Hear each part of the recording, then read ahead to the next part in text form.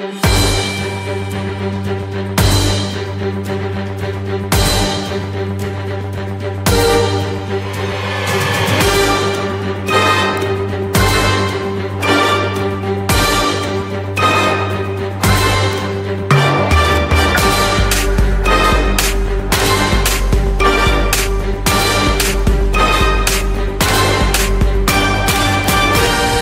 kalah oleh swasta. Negara dilemahkan oleh korporasi. Beras adalah tentang politik. Kita harus hati-hati.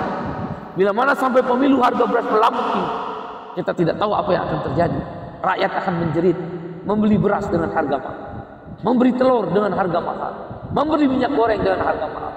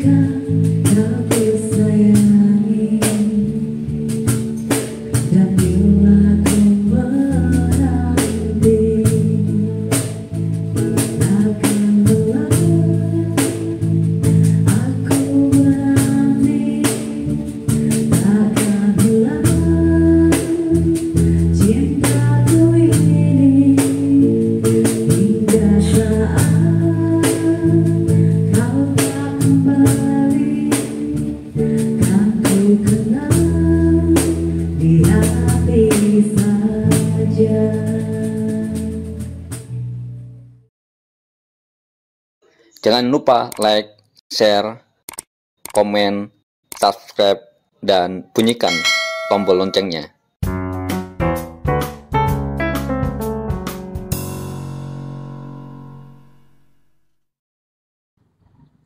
Assalamualaikum warahmatullahi wabarakatuh. Shalom, Om Swastiastu. Nama budaya, salam kebajikan. Semoga kita selalu dalam keadaan sehat walafiat, sesuai doa dan salam agama kita. Sahabat seperjuangan di seluruh penjuru negeri, di seluruh pelosok tanah air Indonesia yang kita cintai. Tanggal 24 September 2023 yang lalu adalah Hari Tani Nasional yang ke-63. Partai Buruh bersama Serikat Petani Indonesia melakukan aksi di depan istana dan di seluruh kota-kota yang ada pertanian. Ada 6 tuntutan yang disampaikan. Yang pertama, cabut Omnibus Law Undang-Undang Cipta Kerja nomor 6 tahun 2023 yang merugikan petani. Yang kedua, reforma agraria dan kedaulatan pangan. Yang ketiga, turunkan harga beras, harga telur, dan harga sembako. Harga beras sudah melambung tinggi. Rakyat tidak lagi punya kemampuan membeli beras sesuai kebutuhannya dalam satu keluarga. Turunkan harga beras. Yang keempat, naikkan upah minimum 15%. Yang kelima, jaminan sosial semesta untuk seluruh rakyat Indonesia. Dan yang keenam, petani menginginkan stop kriminalisasi terhadap pejuang tani yang sedang memperjuangkan hak-hak tanah. Omnibus Law Undang-Undang Cipta Kerja telah menghancurkan masa depan petani. 30 tahun, 40 tahun, 50 tahun bahkan petani dan keluarganya akan menjadi miskin. Petani tak berdaya menghadapi kekuasaan negara. Petani tertindas dengan aturan-aturan. Di dalam Undang-Undang Nomor 19 Tahun 2013 tentang perlindungan petani, ada 3 hal yang melindungi petani. 1, pada musim panen raya tidak boleh ada impor. Apakah itu impor beras, impor daging, impor kedelai, impor garam, dan lain sebagainya. Kedua, importir yang mengimpor pada saat musim panen raya dipenjara 6 bulan dan denda 1 miliar.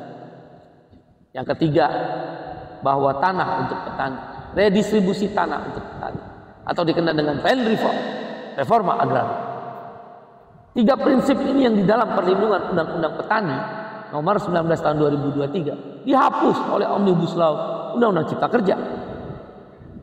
Momok yang menakutkan seorang petani adalah ketika mereka panen raya masuk impor, dan itu dibolehkan oleh Omnibus Law Undang-Undang Cipta Kerja, sehingga terjadilah harga pokok gabah lebih rendah daripada harga produksi. Mana ada orang di dunia bekerja untuk rugi, apalagi petani. Ketika harga beras melambung tinggi hari-hari ini, yang diuntungkan adalah korporasi. Ada Wilmar, ada Sinarmas, ada Astro Agri, dan lain sebagainya. Mereka korporasi-korporasi yang mengumpulkan stok beras. Sekarang tidak musim panen raya. Kenapa harga beras naik? Petani tidak diuntungkan, korporasi yang diuntungkan. Mereka bermain menahan beras, dan patut diduga menurut Serikat Petani Indonesia, stok beras swasta, Wilmar, Sinarmas, dan sebagainya, patut diduga jumlahnya melebihi stok beras di Bulog. Negara kalah oleh swasta, negara dilemahkan oleh korporasi. Beras adalah tentang politik. Kita harus hati-hati. Bila mana sampai pemilu harga beras melambung tinggi, kita tidak tahu apa yang akan terjadi. Rakyat akan menjerit, membeli beras dengan harga mahal, memberi telur dengan harga mahal, memberi minyak goreng dengan harga mahal. Mungkin bisa operasi-operasi pasar yang pencitraan politik, tapi sampai berapa stok yang akan tahan dikeluarkan? Impor beras sekarang susah. Di tengah panen raya kemarin bahkan sudah mulai mengimpor. Direncanakan impor 2,3 juta beras, 2,3 juta ton beras. Ada apa dengan negeri ini? Negeri yang agraris, gemah ripaloh jinau, tapi membeli beras dari negara lain. Harga melambung tinggi, petani dirugikan. Anak-anak petani tidak bisa melakukan sekolah yang lebih tinggi. Negara telah berlaku tidak adil kepada petani. Lagi-lagi korporasi. Partai Buruh jelas dalam 13 platformnya menyatakan reforma agraria dan kedaulatan pangan, anti impor. Berapapun beras yang dihasilkan petani dibeli oleh Bulog. Bulog harus mempunyai stok beras lebih dari korporasi. Kalau korporasi stoknya lebih besar dari Bulog, diambil, dibeli oleh negara dengan harga yang harga petani. Biar korporasi juga jangan macam-macam dengan negara. Negara nggak boleh kalah. Mereka menyetok dengan membeli masa panen dengan harga murah. Ketika tidak ada panen raya, mereka baru lepas harga beras dengan harga tinggi. Negara tidak boleh kalah oleh korporasi.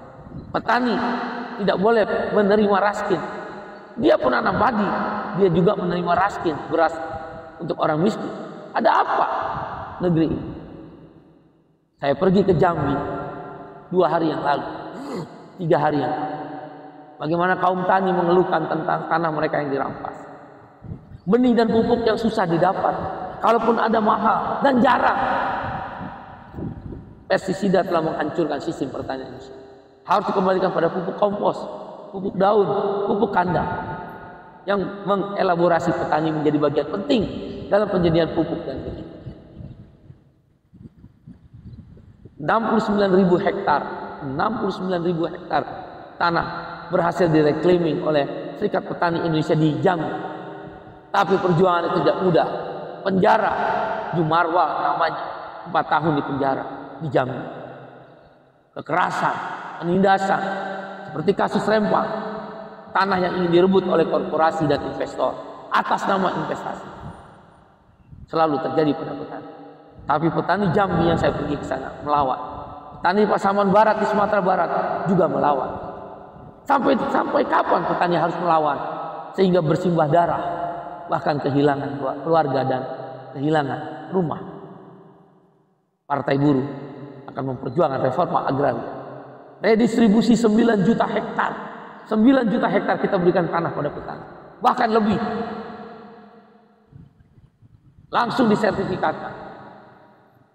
Dan kedaulatan pangan, menghentikan impor saat musim panen.